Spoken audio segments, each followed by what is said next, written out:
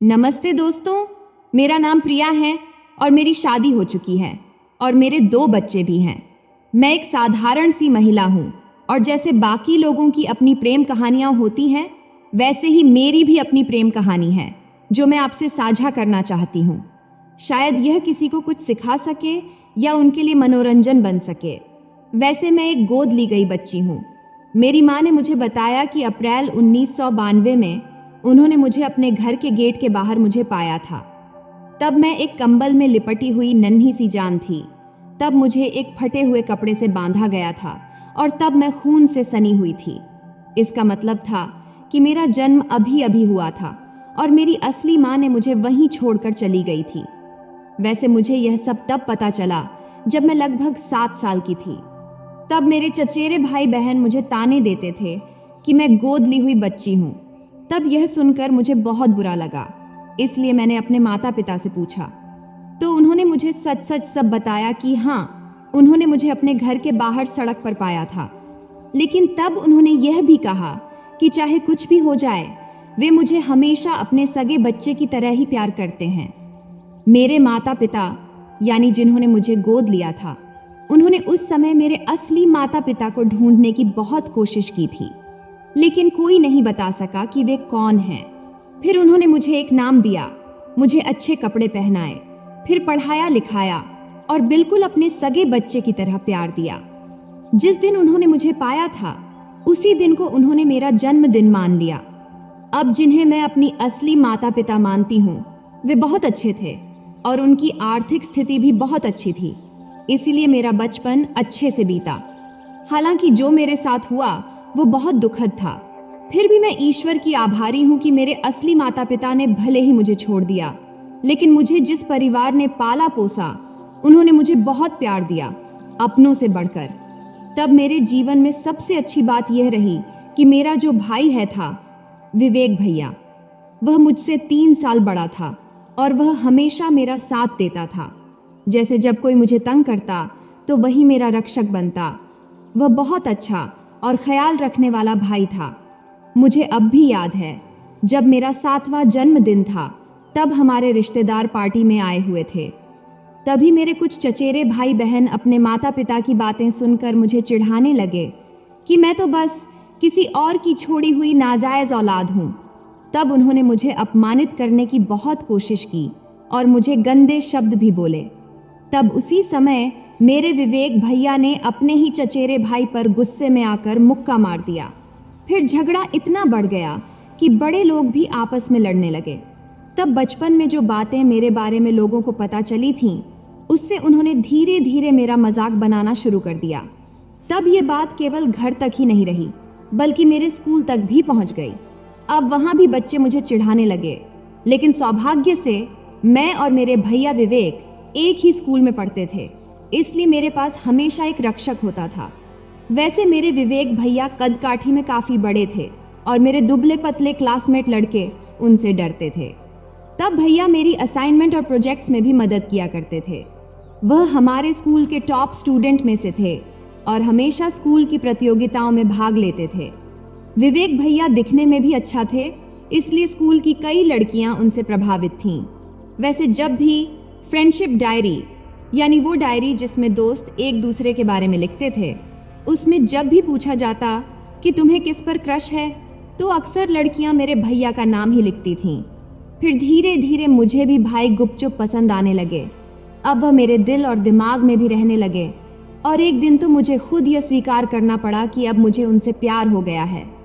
तब मेरे लिए मेरे माता पिता के बाद सबसे ज़्यादा अहम इंसान वही थे, मेरे विवेक भैया। हालांकि मैंने अपने दिल की बात कभी किसी से नहीं कही और अपने इस प्यार को राज बनाए रखा। तब मैं पढ़ाई में भी इसलिए मेहनत करने लगी ताकि मैं भी भाई की तरह टॉपर बन सकूं और उसे कभी मुझ पर शर्म न आए। फिर कुछ साल में विवेक भैया की स्कूल खत्म हो गई और उनका एडमिशन यूनिवर्सिटी में हो गया। तब मैं अकेला हो गई थी, लेकिन तब मैंने अपने पढ़ाई में बहुत ध्यान लगाया ताकि जल्दी से मैं भी अपने विवेक भैया के यूनिवर्सिटी में उनके पास जा सकूं। और ऐसा ही हुआ। 3 साल बाद आखिरकार मैं भी उसी यूनिवर्सिटी में एडमिशन करवा ली जहां विवेक भैया पढ़ते थे। हालांकि अब वे नर्सिंग के 4थे साल में थे। और मैं अभी पहले साल में थी। चूंकि इससे मुझे कोई हैरानी नहीं हुई। फिर जब मैंने देखा कि वहाँ भी बहुत सारी लड़कियाँ भाई को पसंद करती हैं, तब कभी कभी मुझे बहुत जलन होती थी जब कोई लड़की विवेक भैया के ज़्यादा नज़दीक हो जाती थी या उनके साथ ज़्यादा वक्त बिताती थी। लेकिन तब मेरे पास कोई और रास्ता नहीं था। तब मुझे अपने जज्बात दिल में ही दबा कर रखने पड़े। तब मैं विवेक भैया से अपनी भावनाएं नहीं कह सकती थी, क्योंकि कानूनी रूप से हम भाई बहन थे। मेरे मम्मी पापा ने मुझे भले ही गोद लिया था, मगर कागज़ों पर मैं उनकी अपनी औलाद थी। इसलिए तब मैं बस चुपचाप भैया को देखती रहती, जबकि वह किसी और लड़की की तरफ देखते थे। वैसे मेरे दिल को सबसे ज़्यादा चोट उस दिन लगी जब विवेक भैया एक लड़की के साथ घर आए और उसने सबके सामने उसे अपनी गर्लफ्रेंड के रूप में बताया। उसका नाम अंजलि था। वह भैया की क्लासमेट थी, जिनके 2 मेजर सब्जेक्ट्स एक जैसे थे। लेकिन वो दिन मेरे लिए बहुत ख़ास था, क्योंकि उसी दिन मेरा 18वां जन्मदिन था। लेकिन उस दिन विवेक भैया अपनी गर्लफ्रेंड अंजलि के साथ डांस कर रहे थे और मैं एक कोने में बैठकर जलन और दुख से तड़प रही थी। उस 18वें जन्मदिन पर मेरी सारी तस्वीरों और वीडियोस में मैं नाराज़ और उदास ही दिख रही थी।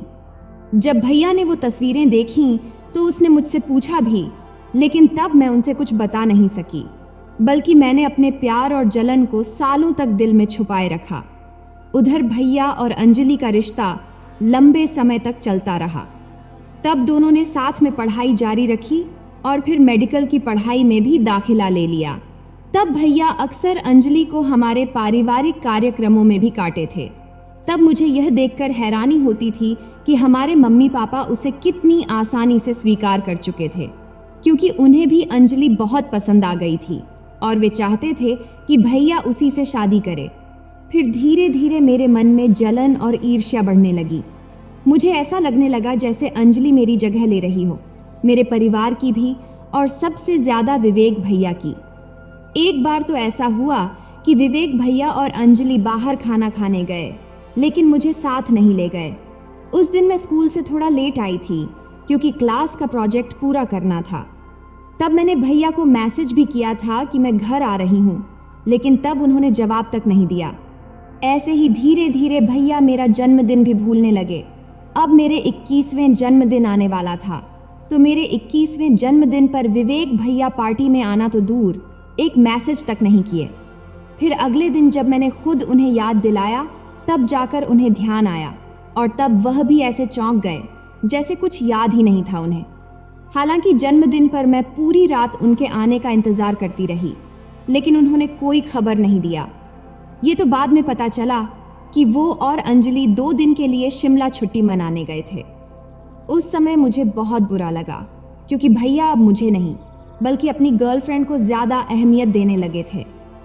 एक बार तो मैंने उन्हें फ़ोन करके कहा कि मुझे हॉस्पिटल से घर छोड़ दें। मैं वहाँ late night on job training कर रही थी और रात काफ़ी हो चुकी थी, लेकिन भैया ने मना कर दिया, क्योंकि वे उस समय अंजलि के माता पिता के साथ एक पार्टी में चले गए थे।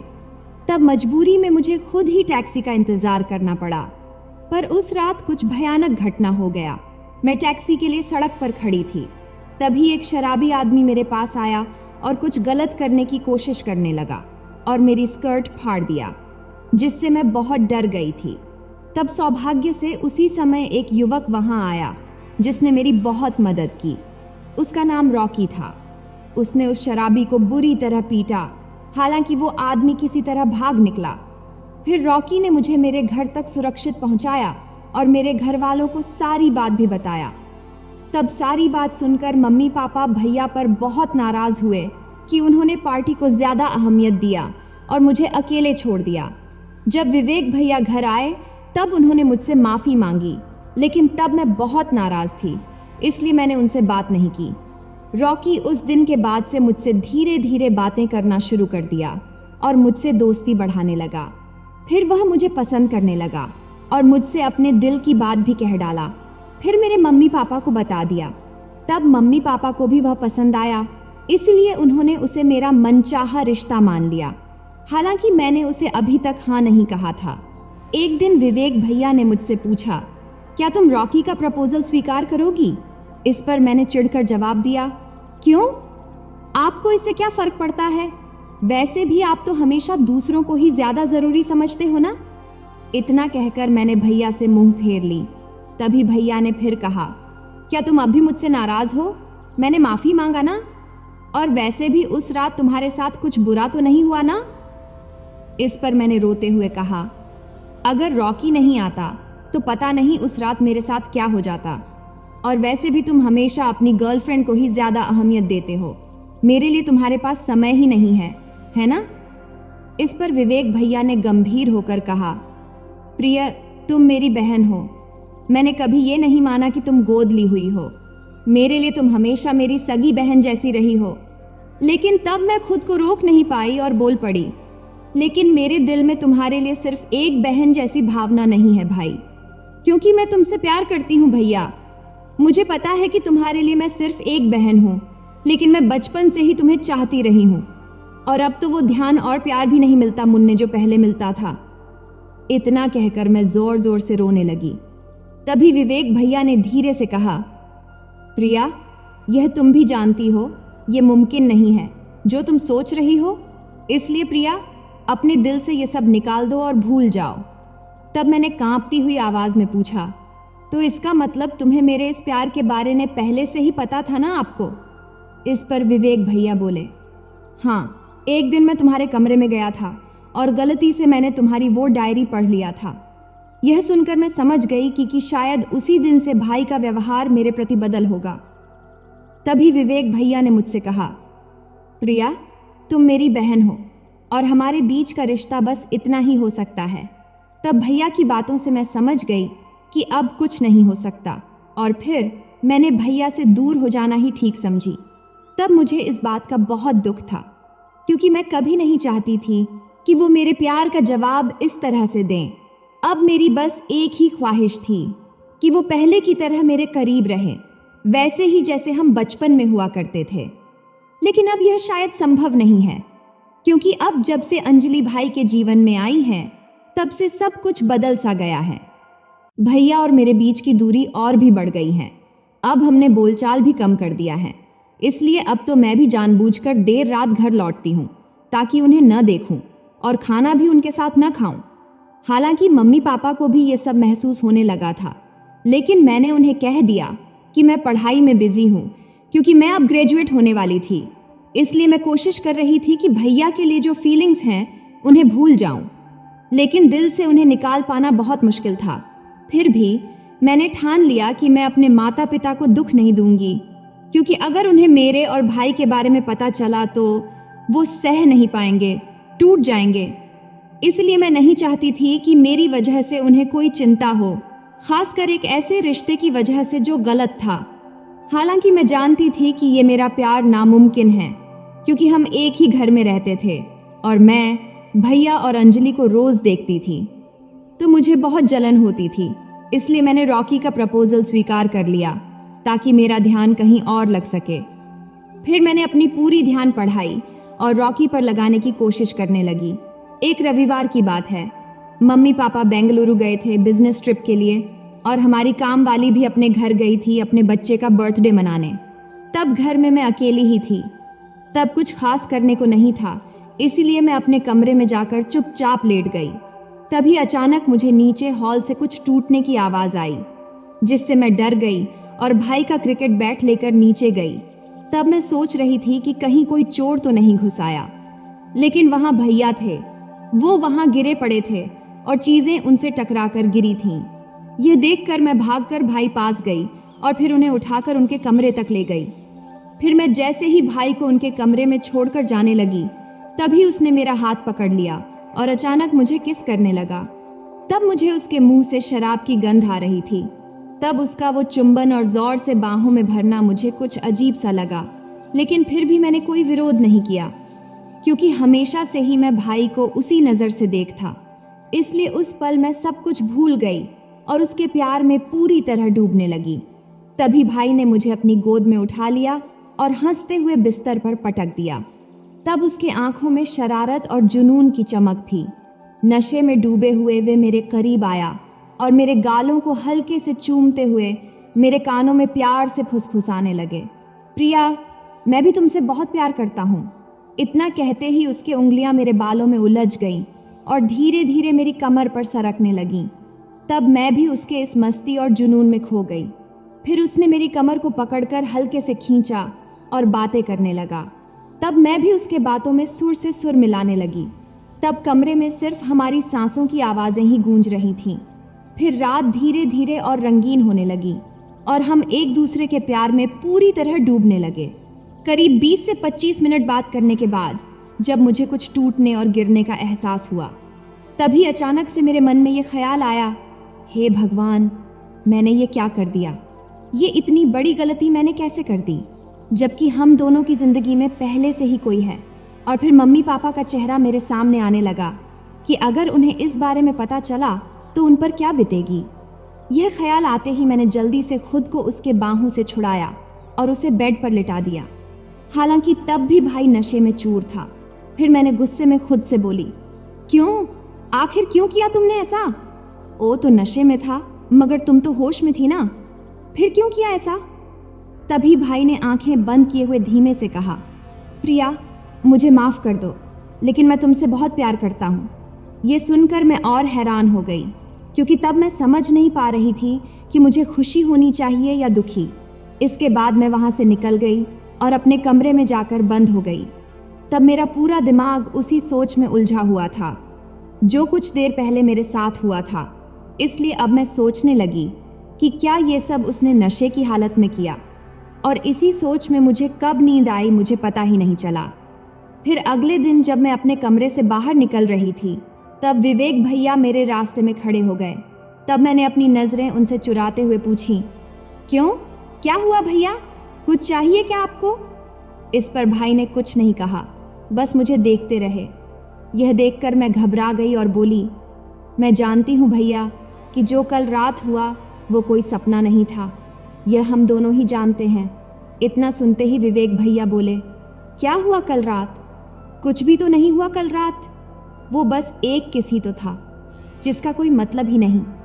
तब विवेक भैया ऐसे बातें कर रहे थे जैसे कुछ हुआ ही ना हो, लेकिन मुझे वो सब याद था कि हम दोनों के बीच कल रात क्या हुआ था, और तब मैंने वो सब भाई को बताना ठीक नहीं समझी। तभी भाई ने मुझसे कहा, प्रिया, कल मैं नशे में था, मैं मानता हूँ कि मैं गलत था, क्योंकि हम भाई बहन हैं, इसीलिए प्लीज़ मुझे माफ़ कर दो। और वो बस एक किस ही तो था, उसका कोई मतलब नहीं था। तब भाई की बातें सुनकर मैं सोचने लगी कि अच्छा ही हुआ कि भाई को कुछ याद नहीं रहा कि कल रात हमारे बीच क्या हुआ था, और इसके लिए मैंने भगवान का शुक्रिया भी अदा की कि शुक्र है भाई को कुछ याद नहीं रहा, क्योंकि तब वे नशे में थे। वैसे हमारा खून के रिश्ता तो नहीं था, ये सच है, लेकिन अब मुझे भाई के सामने ऐसे खड़ा रहने में लगने लगा कि अब मैं अपनी भावनाओं पर काबू नहीं रख पाऊंगी, क्योंकि तब मैं कमज़ोर पड़ने लगी थी। हालांकि जो कुछ भी हम एक दूसरे के लिए महसूस कर रहे थे वे अब हमें भूल जाना होगा, ऐसा मैं सोचने लगी, क्योंकि मैं मम्मी पापा को दुख नहीं देना चाहती, क्योंकि उन्होंने मुझे हमेशा अपनी सगी बेटी जैसा ही माना था। इसलिए हम दोनों यह रिश्ता आगे नहीं बढ़ा सकते थे। इसके बाद विवेक भैया ने मुझे बिना कुछ कहे ही वहां से चले गए। उनके जाने के बाद मैंने अपनी आंखें बंद की और एक लंबी सांस ली और फिर बोली, शुक्र है भगवान का कि मैं खुद को रोक पाई भाई से वो सब बताने से। फिर मैं सोचने लगी कि हमें ये सच्चाई स्वीकार करनी ही होगी कि हम भले ही खून के रिश्ते से नहीं जुड़े हैं, लेकिन समाज और परिवार के नज़रिए से हम भाई बहन ही हैं। और अगर अब हम कोई रिश्ता बनाएंगे तो न केवल हमें बल्कि हमारे परिवार को भी बहुत दुख होगा। फिर अगले दिन रॉकी ने मुझे डिनर डेट पर बुलाया।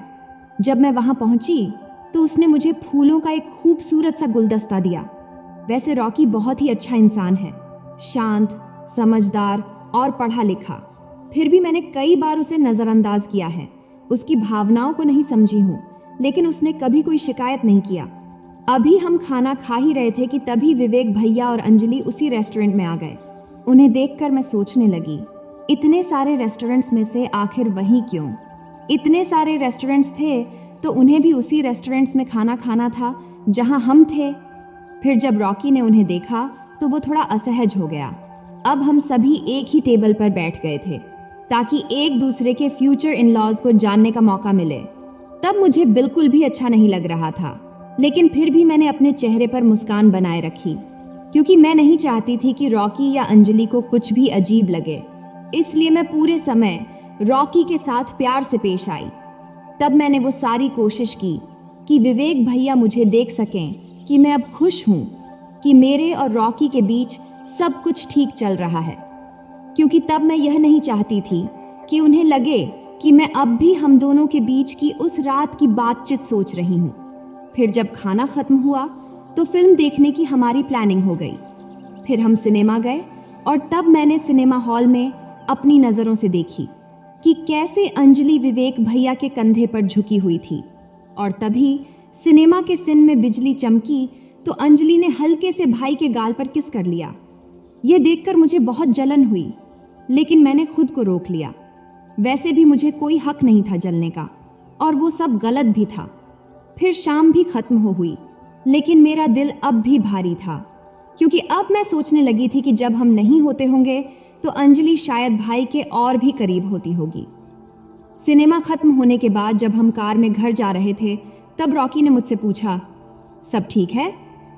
तब मैंने झूठ बोला, हाँ सब ठीक है। इस पर वो बोला, तुम फिल्म के दौरान भी चुप रही और अब भी थकी थकी सी लग रही हो, क्या बात है? कोई परेशानी है क्या? इस पर मैंने बहाना बनाते हुए बोली, थक गई हूँ थोड़ी पढ़ाई की टेंशन से, क्योंकि ग्रेजुएशन का समय थोड़ा मुश्किल है, क्लास का प्रोजेक्ट्स बहुत हार्ड हैं। ये सुनकर रॉकी ने कहा, अगर किसी चीज़ की ज़रूरत हो तो मुझे बताना। चलो अब जल्दी से घर चलते हैं ताकि तुम थोड़ा आराम कर सको। इसके बाद वो ड्राइविंग पर ध्यान देने लगा और तब मैं अंदर से खुद पर शर्मिंदा महसूस कर रही थी। वैसे रॉकी सच में बहुत अच्छा इंसान है और मैं अब भी विवेक भैया को अपने दिल से नहीं निकाल पा रही हूँ। हाँ, रॉकी के लिए थोड़ा बहुत प्यार मेरे दिल में है, पर उतना नहीं जितना भाई के लिए। अब घर पहुंचने पर भी मेरा दिल बेचैन रहा, क्योंकि नींद नहीं आ रही थी। तब मैं करवटें बदलती रही। तभी दरवाजे पर हल्की सी दस्तक हुई तो मैंने चौंक कर दरवाज़ा खोला तो वो विवेक भैया थे। तब वे मेरे कमरे में चुपचाप अंदर आ गए और दरवाज़ा बंद कर दिए। तभी मैंने डरते हुए पूछी, भैया आप आज भी नशे में हैं? प्लीज़ यहाँ से चले जाइए, नहीं तो कहीं मम्मी पापा देख न लें। इस पर भैया बोले, वो लोग सो चुके हैं प्रिया। फिर भैया ने धीरे से कहा, मगर अब मुझसे और बर्दाश्त नहीं हो रहा। अब मैं जो महसूस कर रहा हूँ वो सब रोक नहीं पा रहा। इतना कहकर भाई ने मुझे गले से लगा लिया। फिर उसने मुझे होंठों पर चूम लिया। तब मैंने खुद को छुड़ाने की बहुत कोशिश की, मगर वो मुझसे कहीं ज़्यादा ताकतवर थे। तभी मैं बिस्तर पर गिर पड़ी और वो मेरे ऊपर आ गए। उनका वजन इतना था कि मैं हिल भी नहीं पा रही थी। तभी मैं धीरे से बोली, भैया प्लीज़ बस कीजिए, ये सब सही नहीं है। मेरे इतना कहते ही उसने मेरे चेहरे पर फिर से चुंबन दिया और बोले, प्रिया मैं तुमसे बहुत प्यार करता हूँ, बहुत ज़्यादा। यह सुनकर मेरी सोचने की शक्ति जैसे खत्म हो गई और अब मैं भी बहकने लगी थी। ऐसा लग रहा था जैसे जो पाप है, जो गलत है, वो सब कुछ भुला देना चाहती हूँ, क्योंकि मैं खुद से लड़ते लड़ते थक चुकी थी। तब मैं यह भी जानती थी मैं भी उसे बहुत चाहती हूँ, इसलिए अब मैं सब कुछ लुटा देने को तैयार थी। अब मैं खुद पर से अपना कंट्रोल खोने लगी थी। तभी मेरा फ़ोन बजा।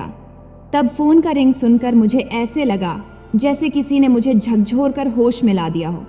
फिर मैंने पूरी ताकत से खुद को उनसे अलग करी और उठकर खड़ी हो गई। फिर मैंने अपना कपड़ा ठीक किया और जल्दी से फ़ोन उठाई। वो रॉकी का कॉल था। कॉल उठाते ही उसने कहा, प्रिया मम्मी को अस्पताल लाया हूँ और मैं अकेला हूँ। तब उसकी आवाज़ में घबराहट थी। तब मुझे पता था कि उसे मेरी ज़रूरत है, तो मैंने तुरंत अपनी कपड़े उठाई और बाथरूम में जाकर खुद को ठीक किया और मन ही मन भगवान को शुक्रिया कहा कि एक बार फिर मैं खुद को रोक पाई और एक बार फिर से वो पाप करने से खुद को बचा पाई। तब मैं अंधेरा होने के बावजूद भी घर से अकेली निकल गई और सीधे अस्पताल पहुंची। वहां जाकर पता चला कि रॉकी की मां को अटैक आया था, लेकिन समय पर इलाज हो गया, इसलिए जान बच गई। हालांकि उनके शरीर का आधा हिस्सा लकवाग्रस्त हो गया था और अब उन्हें पहले जैसा ठीक होने के लिए सेराफिम नाम की थेरेपी की ज़रूरत थी। इसलिए मैं कुछ दिन तक रॉकी के साथ रही, उसकी माँ की देखभाल में उसका साथ दी। हालांकि मुझे अपनी की हुई पहली गलती का बहुत पछतावा था और अब मैं वही गलती दोबारा करने जा रही थी। वो तो अच्छा हुआ कि रॉकी का फ़ोन आ गया, वरना एक बार फिर से मैं वही गलती दोहराती, जिसकी शायद कोई माफ़ी भी नहीं होती। खैर, अब घर में विवेक भाई मुझसे नज़रें चुराने लगे थे। अब जब भी हमारा आमना सामना होता वो मुझे अनदेखा कर देते। शायद वो उस रात की बात को अब तक भूल नहीं पाए थे जब हम दोनों के बीच कुछ गलत होने ही वाला था। हालांकि इससे पहले वो हो चुका था, लेकिन यह केवल मुझे पता था, भाई को नहीं। खैर, कई हफ्ते ऐसे ही निकल गए। फिर एक दिन विवेक भाई मेरे कमरे में आए और बोले। उन्होंने कहा कि उन्हें मुझसे खुलकर बात करनी है। तब बातचीत के दौरान उन्होंने कहा, प्रिया, मुझे माफ़ कर दो उस रात के लिए। जब मैं तुम्हारे कमरे में आया था तब मैं नशे में था और अपने आप को रोक नहीं पाया। मुझे समझ नहीं आ रहा कि हमारे बीच क्या चल रहा है। मैं तुम्हें रॉकी के साथ देखकर जलता हूँ। मैं तुम्हें उससे छीन लेना चाहता हूँ, लेकिन जानता हूँ कि ये गलत है। जब मैं होश में होता हूँ तो खुद को रोक लेता हूँ, लेकिन शराब पीते ही सब कुछ भूल जाता हूँ। प्रिया, मैं तुमसे बहुत प्यार करता हूँ और यह भी जानता हूँ ये गलत है, पर सच्चाई यही है। तब मैं चुप खड़ी भाई की बातें सुन रही थी। तब मैं कुछ भी कहने लायक नहीं बची थी, क्योंकि मैं भी तो उसे पहले से चाहती थी। इसलिए मुझे कुछ समझ नहीं आ रहा था कि क्या कहूँ। तब थोड़ी देर चुप रही, फिर बोली, भाई, जब मैंने अपने प्यार का इजहार की थी तब अगर तुमने भी अपने दिल की बात कह दिया होता तो शायद मैं तुम्हें इनकार नहीं कर पाती। लेकिन तब तुमने मुझसे दूरी क्यों बना लिया और तब तुम मेरी जिंदगी से दूर क्यों चले गए? और फिर अब जब मैं किसी और की हो चुकी हूँ तो तुम वापस क्यों आए और अपने प्यार का इजहार क्यों किए? आगे मैंने भाई से पूछा, तुमने मुझे पहले क्यों नहीं बताया कि तुम भी मुझसे प्यार करते हो? इस पर विवेक भाई धीरे से कहा, क्योंकि तब मैं खुद नहीं समझ पा रहा था कि तुम्हारे लिए मेरे दिल में जो फीलिंग्स हैं वो प्यार है या कुछ और। मैं खुद बहुत उलझा हुआ था। ऊपर से लोग हमें भाई बहन की तरह देखते थे और तब मैं नहीं चाहता था कि मम्मी पापा हमसे परेशान हो। विवेक भाई की यह बातें सुनकर मैंने कहा, तो भाई फिर अब ये सब क्यों कर रहे हो? सोशल मीडिया पर पोस्ट डाल रहे हो जैसे तुम्हें अब भी मैं ही चाहिए। लेकिन अब तो बहुत देर हो चुकी है भाई, तुम्हारी भी एक गर्लफ्रेंड है और मेरा भी कोई है। फिर भी इस पर भाई ने कहा, प्रिया, जब तुम रॉकी के साथ प्यार से बात करती हो तो मुझे बहुत जलन होती है, मेरा दिल बहुत दुखता है, तब मुझे बिल्कुल भी अच्छा नहीं लगता प्रिया। फिर आगे भाई ने कहा, मैं अब सब कुछ साफ करना चाहता हूँ प्रिया। मैं मम्मी और पल से बात करूँगा और अंजलि से भी रिश्ता खत्म कर दूंगा। तब तो तुम मेरे प्यार को स्वीकार करोगी ना? इस पर मैंने कहा, भाई, तब भी हम दोनों अगर साथ आए तो क्या ये रॉकी और अंजलि के साथ इंसाफ होगा? क्योंकि वो दोनों बहुत अच्छे इंसान हैं, उन्होंने हमें कभी दुख नहीं दिया, लेकिन हम उन्हें अपनी जिंदगी में लाकर बस दुख ही देने वाले हैं। इसलिए मुझे अब पता चला कि हम दोनों एक दूसरे से सच्चा प्यार करते हैं, फिर भी मुझे वो खुशी नहीं हो रही है। शायद इसलिए क्योंकि हम रॉकी और अंजलि को अपने स्वार्थ के लिए इस्तेमाल कर रहे हैं। तब मेरी बातें सुनने के बाद विवेक भाई बोले, प्रिया, तुम ये कैसी बातें कर रही हो? हमने तो ये सब जानबूझकर तो नहीं किया ना। खैर छोड़ो ये सब, बस सही मौका मिलने दो। मैं इस बारे में मम्मी से बात करूंगा। इतना कहकर विवेक भाई ने मुझे कसकर गले से लगा लिया। तब मैं चुप खड़ी थी, मगर कुछ कह नहीं पाई। तभी वो मेरे साथ फिर से वैसा ही बर्ताव करने लगा जैसे पहले करता था, पर इस बार एक भाई की तरह नहीं, बल्कि एक बॉयफ्रेंड की तरह जो मुझसे बहुत प्यार करता था। तब मुझे भी भाई के करीब रहने का एहसास अच्छा लग रहा था, इसलिए मैं भाई को मना नहीं कर पाई और फिर हम दोनों आपस में धीरे धीरे बातें करने लगे। तब ऐसे ही बातें हुए काफ़ी देर हो गए, जिससे अब मेरी सांस तेज चलने लगी थी और मैं शर्म से लाल हो गई थी। तभी भाई ने हल्के से मेरे चेहरे को ऊपर उठाया और धीरे से बोला, कैसा लग रहा है मेरी जान को? वैसे मैं भी कुछ कम नहीं थी। तब मैंने भी शरारती अंदाज में हंसते हुए बोली, कब तक ऊपर रखोगे भाई? इस पर भाई ने मुस्कुराते हुए कहा, तुम खुद ही रख लो ना जहां रखना है, इस पर मैं झिझकते हुए बोली, अरे भाई मुझे डर लगता है। इस पर भाई ने कहा, प्रिया इसमें डरने की क्या बात है, तुम्हारा जितना मन है उतना अंदर जाओ या बाहर, ये तुम्हारे हाथ में है। तब भाई की इतनी मोटिवेशन सुनने के बाद मैंने अपने बाएं हाथ से भाई का हाथ पकड़ ली और धीरे धीरे दबाने लगी। तब भाई बिस्तर पर बैठा था, तभी अचानक पीछे होकर लेट गया, लेकिन मैं भी रुकी नहीं। कुछ देर वैसे ही दबाने के बाद मैंने उसका हाथ नीचे कर दिया। फिर मैं उसे बेड पर लिटाई और होले होले उसके पैरों को पकड़कर ऊपर की ओर चढ़ने लगी। तब भाई मुझे ही घूरे जा रहा था। जब मेरी नज़र उस पर गई तो मैं शर्मा गई और बोली, भाई पहाड़ बहुत बड़ी हैं, इसलिए अब आगे की चढ़ाई मुझे नहीं होगी, तुम ही देख लो खुद। इतना कहकर मैं साइड हो गई। हालांकि अब मैं भी खुद को रोक नहीं पा रही थी। तभी भाई ने डीप फ्रिज खोला और स्ट्रिंग का बोतल उसमें रख दिया, लेकिन बोतल सही से बैठ नहीं रहा था, तो भाई ने उसे ज़बरदस्ती फ्रिज में अटका दिया। तभी मेरे मुंह से ज़ोर से चीख निकली और मैं ज़ोर ज़ोर से रोने लगी। फिर रोते हुए मैंने उसे बाहर जाने के लिए बोली। तब उसके बाहर जाने के कुछ देर बाद मैं चुप हो गई। हालांकि मेरी आंखों से आंसू अब भी बह रहे थे, लेकिन कहीं ना कहीं मेरे चेहरे पर एक अलग सा संतोष भी दिख रहा था, जिससे मैं बहुत खुशी महसूस कर रही थी। इसके बाद से भाई मेरा हर रोज़ ख्याल रखने लगा, मेरा बनाया हुआ खाना भी खाने लगा। अब रोज़ हॉस्पिटल छिड़ने और फिर साथ घर आने लगा था। तब ये सब मेरे लिए नया था, लेकिन फिर भी मुझे अच्छा लग रहा था। बस इस अच्छे लगने के पीछे एक डर भी छिपा था, जिससे मुझे अंदर ही अंदर महसूस भी हो रहा था कि जो कुछ भी मेरे और विवेक भाई के बीच हो रहा था वो कहीं ना कहीं गलत भी था। फिर एक दिन मम्मी ने मुझसे पूछ ही लिया, प्रिया बेटी क्या बात है, तुम और विवेक फिर से बहुत क्लोज हो गए हो। इस पर मैंने कहा, ऐसा ही होता है मम्मी, बचपन में भी हम दोनों बहुत क्लोज थे ना। इस पर मम्मी ने फिर से पूछा, क्या तुम सच में यही महसूस करती हो या फिर ये कुछ और है, क्या उससे तुम्हारे दिल की कोई बात जुड़ी है क्या? तब मम्मी की ये बातें सुनकर मैं बहुत हैरान हो गई कि मम्मी को ये कैसे पता चला। तभी मम्मी ने फिर से कहा, बेटी मैंने तुम्हारी डायरी पढ़ी है। जब तुम अपने कमरे में नहीं थी तब मैंने तुम्हारा कमरा साफ किया था, तब मैंने वहाँ एक डायरी देखी, फिर मैं डायरी में लिखा वो सब कुछ पढ़ लिया। तब मम्मी से ये सारी बातें सुनकर मेरे चेहरे पर शर्म से लाली दौड़ गई। फिर मुझे शर्मिंदगी महसूस होने लगी, लेकिन मैं चुप रही। फिर आगे मम्मी ने कहा, वैसे तुम्हारे भाई ने भी मुझे बताया कि वो तुमसे बहुत प्यार करता है और वो भी चाहता है कि तुम दोनों हमेशा साथ ही रहो।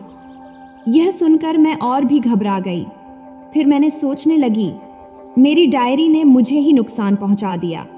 फिर थोड़ी घबराकर मैंने मम्मी से बोली, मम्मी मैं उस डायरी जल्द ही फाड़कर और जलाकर नष्ट कर दूंगी, प्लीज आप ये सब पापा को मत बनाना। इस पर मम्मी ने गंभीरता से कहा, प्रिया मुझसे तुम लोगों को कुछ भी नहीं छिपाना चाहिए था। जो तुम्हारे और विवेक के बीच हो रहा है उसमें तुम लोगों को खुशी जरूर मिल रही होगी, लेकिन मेरे हिसाब से वो तुम्हारी खुशी के लिए नहीं है बेटा। वैसे तुम्हारे भाई से ज्यादा मैं तुम्हारी खुशियों के लिए फिक्रमंद रहती हूँ। फिर मम्मी ने कहा, मैं तुम दोनों के रिश्ते को समझती हूँ, लेकिन तुम जानते हो कि ये सही नहीं है। विवेक और तुम भले खून के रिश्ते से नहीं हो, मगर फिर भी भाई बहन हो, और यही सबसे बड़ा कारण है कि हमें एक सीमा में रहना चाहिए। बेटा तुम्हारी खुशियाँ मुझे सबसे ज़्यादा प्रिय हैं, इसलिए मैं नहीं चाहती कि तुम अपना और अपने भाई का और पूरे परिवार का जीवन खराब करो। तब मैंने मम्मी की सारी बातों को गहराई से सोच में बैठा ली। फिर मैं सोचने लगी कि अब मुझे सही रास्ता चुनना होगा और किसी को भी मेरी वजह से दुख नहीं देना होनी चाहिए। फिर जाते जाते मम्मी ने मुझसे कहा, बेटा तुम दोनों का जो भी चल रहा है तुम्हारे पापा को इसके बारे में कुछ भी पता नहीं चलना चाहिए। उनके लिए बेहतर यही है कि वो ना जाने, जिससे उनका दिल भी न दुखे, क्योंकि तुम्हारे पापा का दिल बहुत कमज़ोर है। तब मम्मी की यह सारी बातें सुनने के बाद मैंने सोचा कि मैं कितनी किस्मत वाली हूँ कि मुझे एक ऐसे परिवार में जगह मिली। वैसे भी मम्मी का प्यार और समझ मुझसे बहुत गहरी थी, इसलिए मैंने मम्मी से वादा किया कि अब से मैं कभी भी ऐसा कुछ नहीं करूँगी जिससे मुझे बाद में पछताना पड़े। इसके बाद मैंने अपनी पढ़ाई में ध्यान लगा दी और पढ़ाई पूरी की। नर्सिंग में ग्रेजुएशन करी और बोर्ड एग्जाम भी पास की। फिर मम्मी पापा से मैंने एक बात कही, मम्मी पापा, मुझे अब अपनी जिंदगी को खुद के तरीके से जीने की इजाजत चाहिए, इसलिए मैं एक ऐसा अपार्टमेंट चाहती हूँ जो अस्पताल के पास हो, ताकि रोज मुझे आने जाने में कोई परेशानी ना हो। और मैं नहीं चाहती कि मुझे फिर से वही सिचुएशन फेस करनी पड़े जैसा पिछली बार हुआ था। तब मम्मी मेरी बातों को समझ गई कि मैं क्या कहना चाहती हूँ। इसके बाद से मैं एक अलग अपार्टमेंट में रहने लगी जो मेरे अस्पताल के नज़दीक ही था। वहाँ मम्मी और पापा मुझसे मिलने आते रहते थे, लेकिन विवेक भैया कभी नहीं आए क्योंकि मम्मी ने उन्हें मना कर दिया था अपना कसम देकर। अब जाकर मुझे भी अपनी मम्मी की बात समझ में आई, क्योंकि अगर हम अपने रिश्ते को और आगे बढ़ाने की कोशिश करते तो यह सब बहुत जटिल हो जाता, फिर हम शायद ही इससे बाहर निकलते। इसलिए अब मैंने अपना पूरा ध्यान काम में लगा लिया, ओवरटाइम करने लगी ताकि मेरा मन किसी और चीज़ के बारे में न सोचे। लेकिन फिर भी जब भी मैं कभी अकेली होती तो मेरा दिल फिर से भाई के उस बातचीत को याद करने लगता। तब मैं खुद को खुद ही भाई की याद में सम्मिलित करती। लेकिन जब रॉकी मुझसे मिलने आता और मेरे साथ होता तो तब मैं चाहती थी कि मैं उसे उतना ही प्यार करूं जितना मैंने कभी अपने भाई को किया था। तब मुझे लगता था कि शायद यही काम मेरा भाई विवेक भी कर रहा होगा, क्योंकि वह हमेशा अपनी गर्लफ्रेंड अंजलि के साथ बाहर छुट्टियां मनाने जाता था। यह बात मुझे मम्मी बताया करती थी। वो बाहर जाता और कुछ दिन साथ बिताता था। यह सब सुनकर मैं भी सोचती कि शायद यही सही तरीका है, ताकि हम दोनों अपने अपने रास्ते पर सोचने का मौका पा सकें। फिर एक दिन मुझे पता चला कि विवेक भैया ने अंजलि से शादी के लिए प्रपोज किया है। उस वक्त मेरे दिल में बहुत ही जलन और दर्द महसूस हुआ, लेकिन फिर मैंने सोचा शायद यही ठीक है। अगर वह शादी कर लेगा तो शायद मेरी दिल की धड़कन भी शांत हो जाएगी। फिर मम्मी ने मुझसे बात की और कहा कि विवेक ने बताया कि वह कभी भी अपनी जिम्मेदारियों से भागेगा नहीं और मुझे भी घर बुलाया है। अब उसने अंजलि को हमेशा के किया चुन लिया है, क्योंकि वह प्रेग्नेंट हो गई है, इसलिए अब उसे अपनी जिम्मेदारी निभानी ही होगी। आगे मम्मी ने कहा कि अब वह चाहता है कि हम दोनों भी साथ ही रहें ताकि परिवार खुश रहे। तब मुझे ये सुनकर बहुत दुख हुआ कि अब भाई हमेशा के लिए किसी और का हो गया। लेकिन फिर भी मम्मी ने जो कहा वो सही ही कहा, क्योंकि मेरा दिल भी यही चाहता था कि एक शांतिपूर्ण और खुशहाल परिवार हो। वैसे भी मैं कभी नहीं चाहूंगी कि मम्मी पापा कभी दुखी हों या टूटें।